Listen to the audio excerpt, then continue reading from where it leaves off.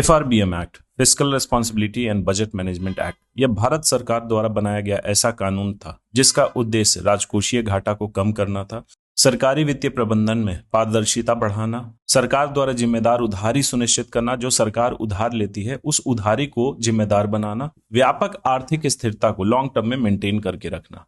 यह एक्ट पास हुआ था 2003 में, लेकिन इसको लागू किया गया था वर्ष 2004 में, 5 जुलाई 2004 को।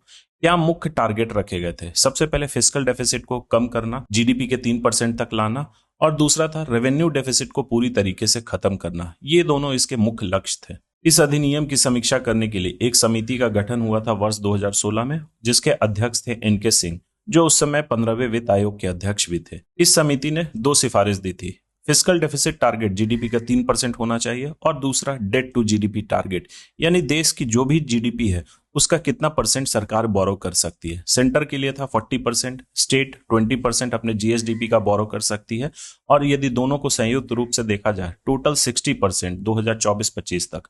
साथ ही उन्होंने एस्केप क्लॉज का भी मेंशन किया था। एस्केप क्लॉज एक ऐसी परिस्थिति होती है जिसमें देश या राज्य इस एफआरबीएम टारगेट से डेविएट कर सकती है, जैसे प्राकृतिक आपदा या फिर राष्ट्रीय सुरक्षा आपातकाल, युद्ध की स्थिति, या फिर गंभीर आर्थिक मंदी, और सबसे लास्ट में महामारी। तो वर्ष 2020 में हमें देखने को मिला महामारी कोविड, जिसके कारण फिस्कल डेफिसिट टारगेट जो थे उससे सरकार डेविएट कर गई थी। इसी तरीके के इंफॉर्मेटिव वीडियो के लिए हमारे चैनल को सब्सक्राइब करें।